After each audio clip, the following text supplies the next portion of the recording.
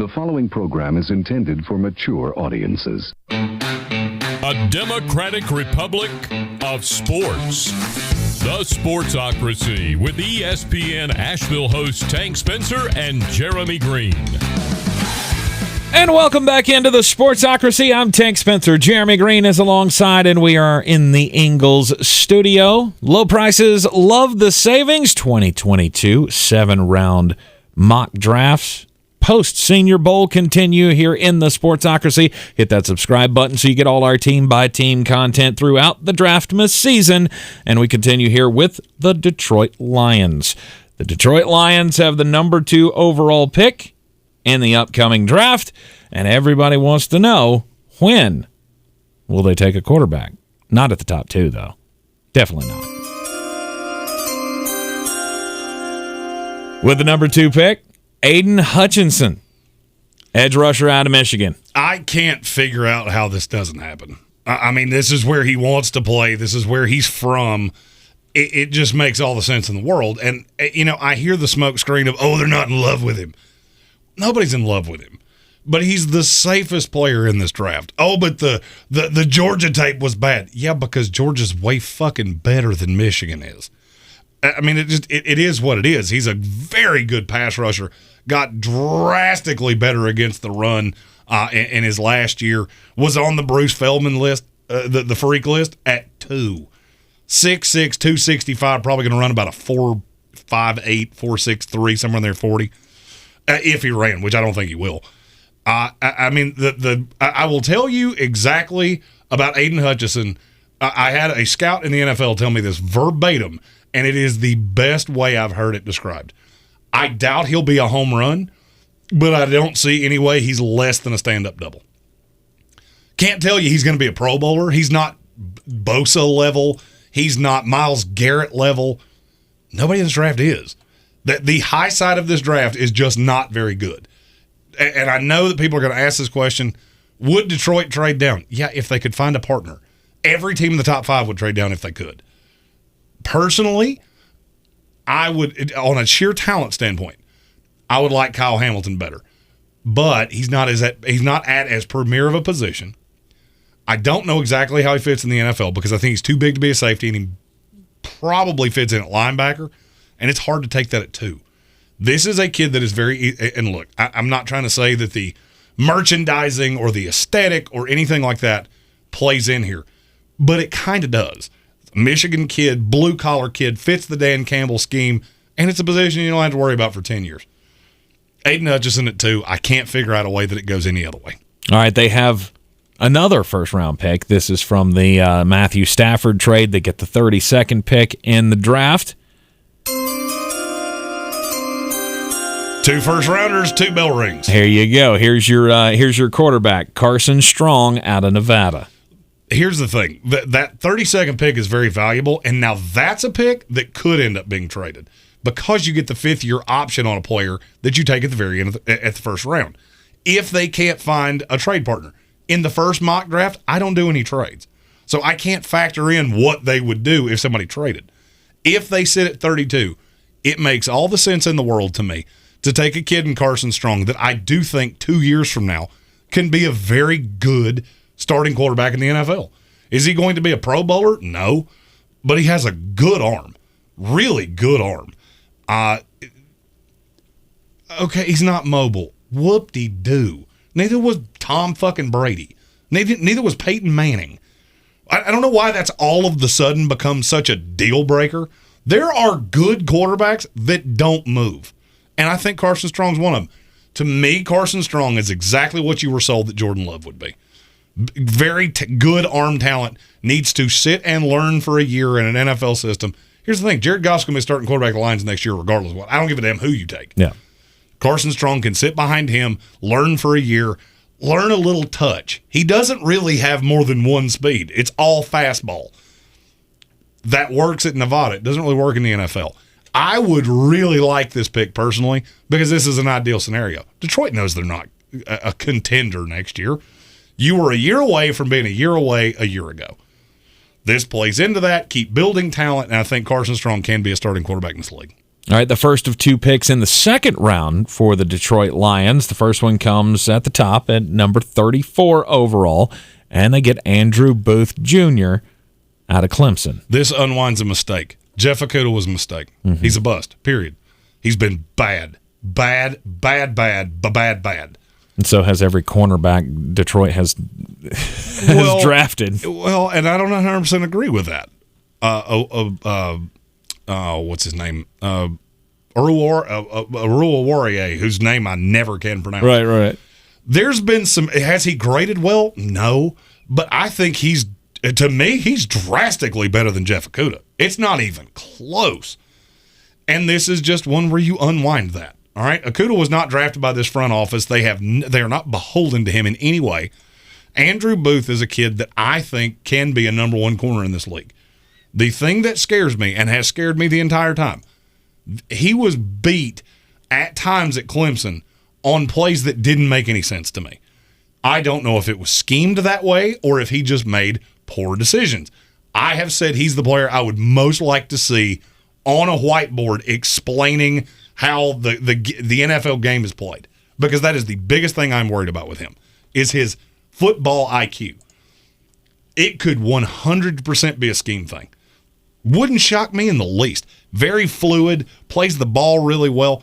Not necessarily as tall as you would like. I mean, he's 6 foot, 200 pounds, but he can do everything. He's a day one starter, and I think projects to be, at worst, a middle-of-the-road 2 in the NFL, could be a true number one. Mm-hmm. I think he's got number one potential, but I'm not the draft expert. That's your job. He certainly has that potential. It's just a question of the bad tape. Where did it come from? Right. And I'll be honest with you, I say the same thing about Mario Goodrich on the other side, so I think it's a scheme thing. At number 66 overall, the other pick here from the L.A. Rams, Calvin Austin III, wide receiver out of Memphis. This kid's super fast. He is very, very fast. 5'9", $173. He's going to play in the slot. I think Amon-Ra St. Brown can play on the outside. I was drunk on him last year. I'm drunk on Calvin Austin this year. This gives two legitimate weapons to whoever the quarterback is. Be Jared Goff for a year, be Carson Strong in 2 years.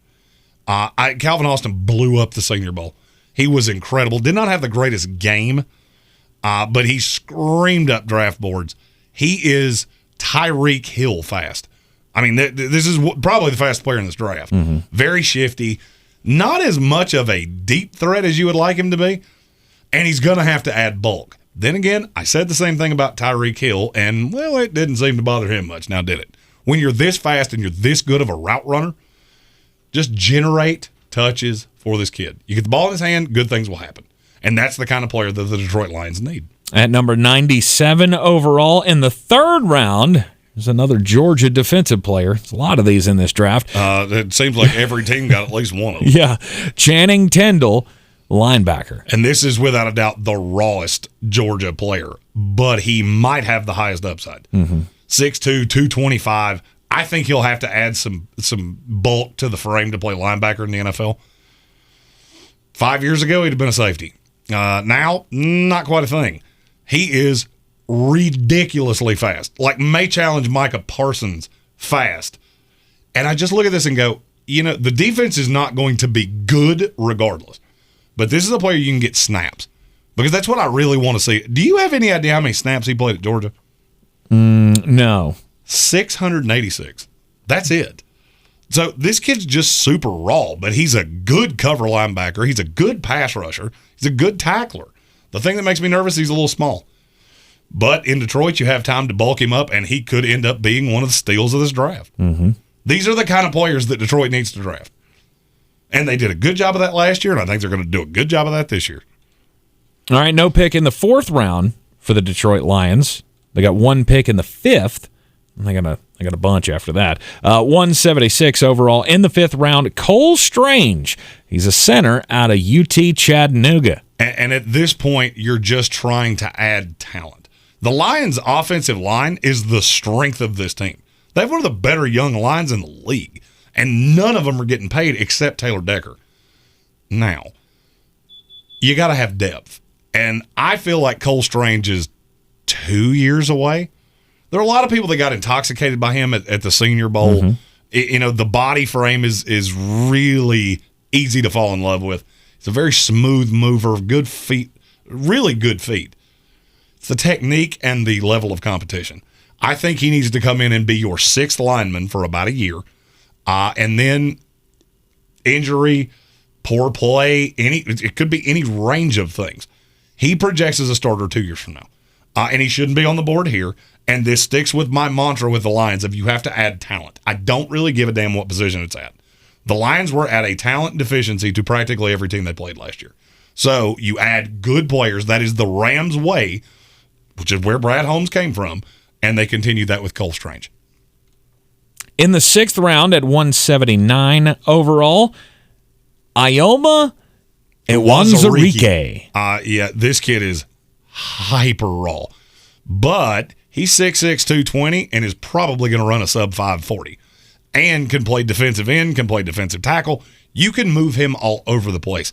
He doesn't have enough bad habits for you to be beholden to him anywhere. I think he's going to be I'm not going to say great. I think he has good potential. You're going to have to be patient with this kid, which is weird because he played a lot in college. He played 4 years at Iowa State, 3-year starter. There's no tape that just jumps off with him. There are times his eyes get stuck in the backfield. I can say that about a lot of guys. The thing he has is unbelievable ability to leverage linemen, which tells me that this could be a project defensive tackle that ultimately turns into a very good against the run, high-end interior pass rusher kind of player. Also in the 6th round, 217 overall, Sincere McCormick, running back out of the UT San Antonio Roadrunners. Yeah, there were times that he looked like he was playing with children. He's not very big, 5'9", 205, and he's not as good of a receiver as you would like him to be, but I think he can be. The thing about Sincere McCormick is that he's going to require time. Because at UT San Antonio, he was just so much better than virtually every player he lined up against. He had some ridiculously good games. He's going to have to learn how to play running back in the NFL, especially at his body size. Because right now he plays like he's about 6'2", 210. Well, he's not. You're just a little feller. You're going to have to learn to catch. Not a very good pass pro guy right now. Good thing is, you don't need him to be. You need him to sit behind DeAndre Swift and Jamal Williams and learn. And 2 years from now, could be a fantastic player. Could be on another team. Could be bagging groceries at Ingles. There's a lot of variance here. But when you get to this point, he's somebody that's really good with the ball in his hand, and he can find a role immediately in Detroit. First of 2 picks for the Detroit Lions in the 7th round, 231 overall, Brad Hawkins, safety from Michigan. It is very rare that I pull up a player in the 6th round and go, hey, you could start on this team. Brad Hawkins will be the starting free safety for the Detroit Lions next year. Really? Mm-hmm. Okay. I don't know how good he will ever be. He is good enough to do anything. If you want to play him over the top, you can play him over the top. If you want to play him in a box, you can play him in a box. The problem is that he has some physical limitations because he's not very fast. My fear, and the reason that I have him here, is I think he's going to run somewhere around a 4.65 or higher at 6'1", 210. That's just not NFL athleticism. Now, between the ears, great. I mean, watching him play it can be intoxicating at times. He gets I'm going to say this a different way than I was going to say it. He gets dinged for getting lazy. I don't think it's what this is. I think it's physically that just athletically he cannot keep up with players. And there are times that you see him get taken advantage of. I don't think it's lazy. I just don't think he can keep up. So to me, he grades out as a deep safety, or if you want to try to work, what would make more sense is you try to work with him, make him a box safety. He's a good hitter, really tough, and he's super versatile. At worst, he's a high-impact special teams guy from the jump. And the final pick for the Detroit Lions, 7th round, 239th overall from Coastal Carolina, I misspelled this guy's name. Javon Hiley. It's Javon Hiley. He is super raw, but he has a natural ability that is kind of intoxicating. He's not real big, 6 foot, about 200 pounds. And he's not a good route. I mean, I shouldn't say it that way. The limited route tree that he has, he's good at. The problem is that it's about a third of what you need in the NFL. Has a tendency to get lazy in routes. He's not a real crisp cutter, but with the ball in his hands, he is really fast and he is really smooth. It's going to take some time. The level of competition is a problem, especially because Coastal Carolina, they ran a lot. And there were times that you would see him get lined up one-on-one and just go, oh, you're going to burn his ass. And he did a lot. I think he's very raw. I'll be honest with you, he kind of reminds me of like an Anthony Schwartz that plays for the Cleveland Browns. Mm-hmm. I don't know what you do. I don't know how I'm going to get you the ball in the NFL, but I need to get you the ball in the NFL. Because with the ball in your hand, you are good enough that you should not still be here at this point. Problem is, I don't think you can play him anytime reasonably soon. But I look at what Dan Campbell and Anthony Lynn were able to get out of Khalif Raymond. I would have said the same thing about him. Like, you're freakishly fast. I just don't know how you're going to get him the ball. And he had a good year last year. That's the kind of player that I ultimately think that Javon Hiley will be. Patience. Talented, good with the ball in his hand, can contribute on special teams, and a talented player from Mullet Country in Coastal Carolina. All right, that's the Detroit Lions 2022 post-Senior Bowl 7-round mock draft, kicking it all off with Aiden Hutchinson. I agree with you. I don't see any way you can't do that. You have to bring in the Michigan kid when he's there. If he's there, I mean, right. He could go at 1. He could. There's just a lot of smoke that neither Jacksonville nor Detroit are dead sold on Thibodeau or dead sold on Evan Neal. Well, there's an out for Jacksonville. They can go Evan Neal. There's not really an out for Detroit. It would be hard for me to see you with the discrepancy in the floor from an Aiden Hutchinson to even say Kyle Hamilton. Kyle Hamilton could just be too big to play linebacker and get washed out against the run. I think he's a high-end, elite-level safety. Not everybody feels that way. And if you miss that, you're going to look like a buffoon because I do think Aiden Hutchinson will be a borderline Pro Bowl kind of pass rusher and could elevate his game further than that. And in being a hometown kid, I just don't see any way that Detroit doesn't take him. And several Senior Bowl guys on here. And you always got to look for that for the teams that coached the players during the Senior Bowl, which the Lions and the Jets did. There are a lot of Senior Bowl guys on that list. Cole Strong from UT Chattanooga among them. The 2022 7-round mock draft post Senior Bowl by Flostradamus Jeremy Greene in the books for the Detroit Lions. Be sure to hit that subscribe button so you see all our team-by-team content. This is the first of 3 of these that I do. I do one post-Senior Bowl, one after free agency starts to calm down after the Combine, and then 1 2 days directly preceding to the 2022 NFL Draft, April 28th from Las Vegas. If you like the picks, if you don't like them, if there's a player you would like to know how they fit with your Lions, feel free to comment those. I answer those every day, and the next one of these will be coming out at the end of March. And then we'll have another one on April 26th. We love all those likes. Love the subscribes as well. I'm Tank Spencer. He's Jeremy Greene. And we will see you next time.